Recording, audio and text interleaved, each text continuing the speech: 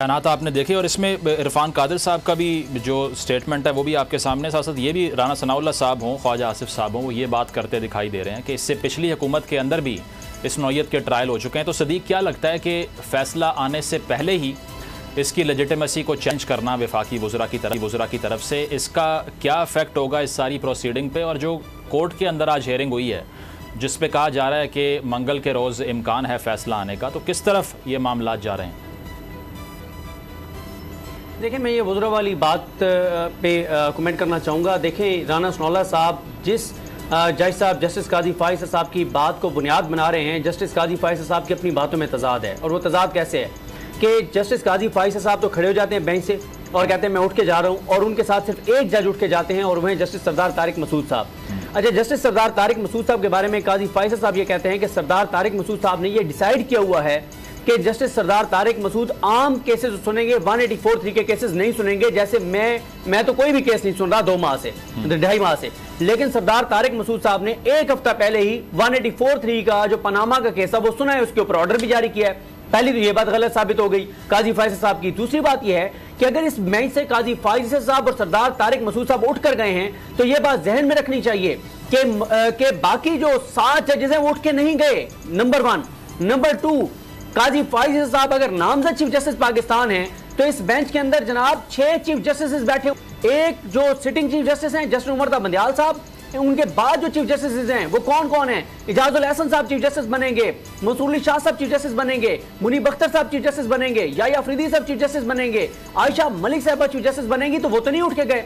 इसके अलावा काजी फाइज़ साहब ने जो अपना एक मौकफ लिया है कि जनाब ये हलफ की खिलाफ वर्जी होगी, जो हमने एज ए जज हलफ लिया है उसकी खिलाफ वर्जी होगी कि अगर कोई बेंच में बैठता है तो इसका मतलब क्या है कि काजी साहब तो माशाल्लाह बहुत बड़े वैसे भी जज हैं, बड़े जज हैं, वो तो हलफ की कोई खिलाफ वर्जी नहीं कर रहे।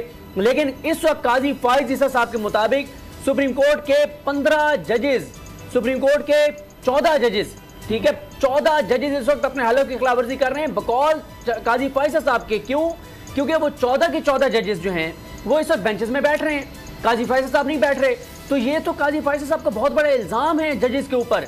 ये इल्जाम अतर मिनल्ला साहब पर भी है, ये इल्जाम मंसूर अली शाह साहब के ऊपर भी है, ये इल्जाम डायरेक्टली कह चुके हैं कि ये कोर्ट ही नहीं है, ये बेंच ही ठीक नहीं है, प्रैक्टिस एंड प्रोसीजर बिल को बेस बना के वो ये बात कर रहे हैं। ये वाली बात नहीं, ये वाली बात नहीं। मुजम्मिल साहब वो ये कह रहे हैं कि जब से सुप्रीम कोर्ट के हवाले से अदालती इस्लाहात हुई हैं, पार्लियामेंट ने की हैं, उसके बाद से जो भी जज बेंच में बैठ रहा है वो अपने हलफ की खिलाफ वर्जी कर रहा है। तो भाई 14 जज तो बैठ रहे हैं, काजी फाइज़ साहब नहीं बैठ रहे, बाकी 14 तो बैठ रहे हैं। तो ये इल्जाम वो याया अफरीदी साहब पे भी लगा रहे हैं, ये इल्जाम वो जमाल खान मंदोखिल साहब पे भी लगा रहे हैं, ये इल्जाम वो जस्टिस अमीनुद्दीन खान साहब पर भी लगा रहे हैं, वो उन तमाम जजेस पर भी इल्जाम लगा रहे हैं जो उनके करीब समझे जाते हैं कि वो अपनी हलफ की खिलाफ वर्जी कर रहे हैं। अब अगला सवाल यह आएगा, जब 17 सितंबर को काजी साहब सीट पर बैठेंगे, क्या वो इस दौरान इन 6 माह के दौरान होने वाले तमाम फैसलों को कलअदम करेंगे? क्या करेंगे इन फैसलों का? बिल्कुल, और क्या ये जो बात कर रहे हैं होंगे, बंदियाल साहब तो रिटायर हो जाएंगे, क्या वो मिसकंडक्ट है उनका? क्या उनके खिलाफ कोई एक चीज ये वाज़ेह हो रही है कि एटलीस्ट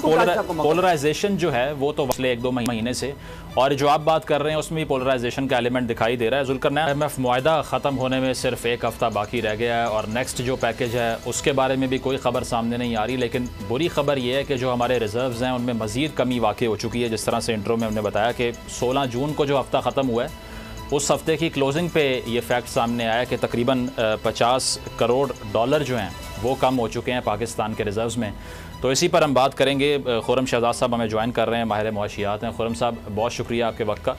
बताइएगा क्या इम्प्लिकेशंस होंगी IMF मुआहदा डिले होने की, क्योंकि जो पिछला प्रोग्राम है वो तो इनकम्प्लीट जा रहा है, 1 हफ्ता रह गया इसको कम्प्लीट होने में, और साथ डार साहब की जो पॉलिसीज़ हैं या फिर शहबाज शरीफ साहब की हम देख रहे हैं डिप्लोमेसी बाहर जाकर, वो भी कारगर साबित नहीं हो रही। तो फिर वे फॉरवर्ड क्या दिखाई दे रहा है आपको? देखिए, थैंक यू वेरी मच जी। देखिए, होता ये है कि आप अगर वो काम नहीं करते, वो सारे काम नहीं करते जिसका लेंडर आपको कहता है, यानी कि जो आपको पैसे दे रहा है, जो आपको कर्ज दे रहा है, वो अगर आपको कहता है कि जी आप अपने टैक्सेस को बढ़ाएं और सही जगह से बढ़ाएं जहाँ पे आप टैक्सेस नहीं लगाएं।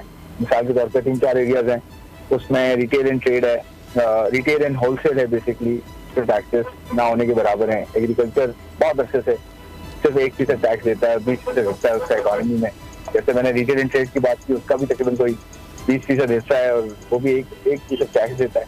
तो रिमेनिंग जो 60% है इकोनॉमी का 97% टैक्स देता है। तो ये बहुत डिसबैलेंस एक इक्वेशन है। अच्छा। एक तो ये इशू है, दूसरा ये कि IMF ये भी कहता है कि जी आप का जो ट्रेड है वो जो करंट अकाउंट डेफिसिट है, यानी कि जो दुनिया से आप तिजारत करते हैं और रेमिटेंसेस आती हैं आपकी, इन सबको मिला के आपका जो डेफिसिट बनता है, यानी कि जो आपके डॉलर्स जो है वो बाहर जाते हैं, तो तकरीबन 6 अरब डॉलर के करीब या 7 अरब डॉलर के करीब होना चाहिए, होगा। लेकिन आपने ट्रेड को जबरदस्ती रोका हुआ है, खासकर इम्पोर्ट्स को, जिसकी वजह से आपका सरप्लस आ रहा है। तो आप इसको फ्री होने दें, फ्री मार्केट को वो आपको पता है ना IMF प्रमोट करता है जी। तो और फिर करेंसी मार्केट का इशू है, क्योंकि करेंसी मार्केट को आप फ्रीली ऑपरेट नहीं होने देते। जब आप ट्रेड रोक के रखते तो करेंसी की वैल्यू सही निकलती नहीं है। तो ये सारे प्रॉब्लम्स हैं, ये आपने नहीं रिजॉल्व किया। आप चाहे उनकी MD से मिले या आप इवन उनके जो शेयर होल्डर्स हैं, जिसमें 100 से ज्यादा कंट्रीज हैं, उनके आप जाके मिन्नतें करते रहें, सऊदी अरेबिया भी है, चाइना भी है, तो उस वक्त तक नहीं करेंगे जब तक आप उनकी पॉलिसी को फॉलो नहीं करेंगे। बिल्कुल, मतलब ये इकोनॉमिक डिप्लोमेसी जो है वो आपको लगता है काम नहीं करेगी। सदीक, आपका सवाल। खुर्रम साहब ये बताएं कि कुछ मिनिस्टर्स, जी सर आप शायद को बात करना चाह रहे हैं।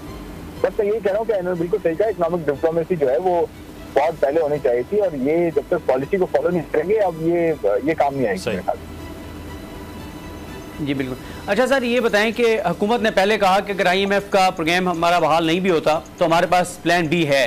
फिर जब 4 रोज़ पहले एक मुआशी बहाली का एक प्रोग्राम आया तो कुछ मिनिस्टर्स ने कहा कि ये प्लान B हमारा ये था जो हमने छुपा के रखा हुआ था, अब हम सामने ले आए। बल्कि मुसद्दिक मलिक साहब ने तो कहा नहीं, ये प्लान A है, प्लान B तो अभी कुछ और ही हम लेके आएंगे। और वो ये कह रहे हैं कि अब IMF नहीं भी होता तो ना हो, अब हमने जो मुआशी बहाली का जो प्रोग्राम हम लेके आए हैं ना, ये पाकिस्तान के सब जो है वो गम दुख दर्द दूर कर देगा। अब हम बड़ी जबरदस्त तरीके से बहुत आगे जाने वाले हैं।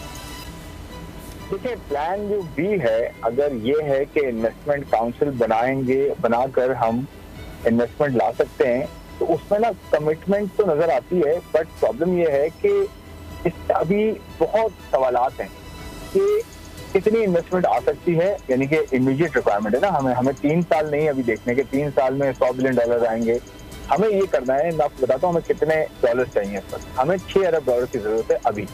$6 अरब की इन्वेस्टमेंट GCC कंट्रीज से, जिसमें ऑफकोर्स सऊदी अरेबिया है, अरब अमारात है, फिर आपका कतर है, इनसे अगर हमें $6 अरब मिलते हैं इन्वेस्टमेंट में, और इन्वेस्टमेंट में देखें वक्त लगता है, उसमें कॉन्ट्रैक्ट देखे जाते हैं, उसमें टेक्निकलिटीज देखी जाती हैं, उसमें प्रोजेक्ट की पूरी फिजिबिलिटीज होती हैं, उसमें आपके हाथ में कोई ऐसी चीज हो, हैंडी हो, जो आप फौरन एग्जीक्यूट कर सकें, बेचे। जैसे अभी ये पोर्ट का काम किया है, फिर रोजोवेल जो है वो लीजिंग का काम किया है, वो छोटे कॉन्ट्रैक्ट हैं और उनकी भी प्राइसिंग डिटरमिन उस तरह से शायद नहीं की गई जो होती है, तो उससे सही से आपको पता चलता है कि कितना आप इन्वेस्टमेंट के अमाउंट ला सकते हैं। तो मेरे ख्याल में $6 अरब अगर आप अगले 6 महीनों में या अगले 3 महीनों में अट्रैक्ट कर सकें इस काउंसिल के थ्रू, तो फिर तो समझ में आता है। लेकिन मुझे ना वो प्लान अभी मुझे नजर नहीं आ रहा, वो प्लान आए और sector area subject area expert जो होते हैं उसमें मुझे अभी काउंसिल में उस तरह से दिखाई नहीं दिए। होपफुली वो आगे हों, तो इसका एग्जीक्यूशन बहुत तेज करनी पड़ेगी,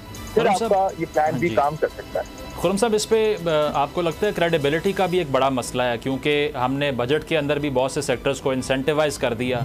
इसके अलावा लास्ट गवर्नमेंट में भी हमने कुछ रियायतें ऐसी दी जो IMF के प्रोग्राम से मुताबिकत नहीं रखती। अब अगर पेट्रोलियम लेवी बढ़ाने की बात की जा रही है, उस पर भी डिसीजन फ्रीज्ड है।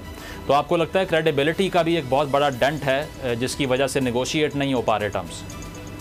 बहुत सही बात की आपने, बहुत सही क्वेश्चन है ये। एक्चुअल मसला ही क्रेडिबिलिटी का है, क्योंकि इशू ये है सर कि एक तरफ हम ये कहते हैं कि जी हम ऑस्टेरिटी करेंगे, हम सही जगह टैक्सेस लगाएंगे, हम सब्सिडीज को कम करेंगे, हम फ्री मार्केट पे जो है वो जाएंगे, और दूसरी तरफ हम करते ही हैं कि हम 35% इजाफा कर देते हैं और 25% इजाफा कर देते हैं, चाहे वो सैलरीज हों या वो पेंशन हों। एग्रीकल्चर में हम बहुत ज़्यादा इजाफा कर देते हैं और BIST में इतना इजाफा नहीं किया हमने। और दूसरा ये कि हमने फिर एमनेस्टी वगैरह भी जो है दोबारा से उसको अनाउंस कर दिया है कि $1 लाख आप बाहर से ला सकते हैं। फिर हमने ऐसे कुछ स्टेप्स किए हैं जैसे कि 0.6% हमने ट्रांजैक्शन पे लगा दिया कि बैंकों से लोग अगर 50,000 से ज्यादा निकालते हैं, जो नॉन फाइलर्स हैं उनसे आप 0.6 लगा लें।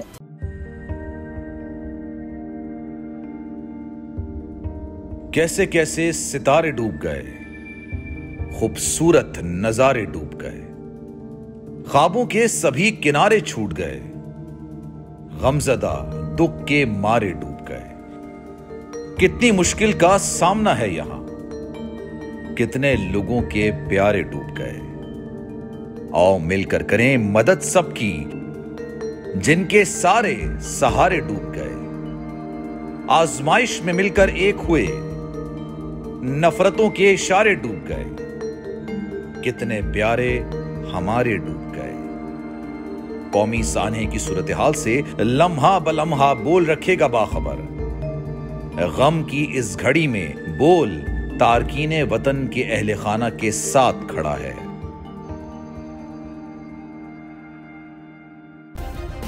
सब्सक्राइब करें और बेल दबाएं ताकि कोई खबर रह न जाए।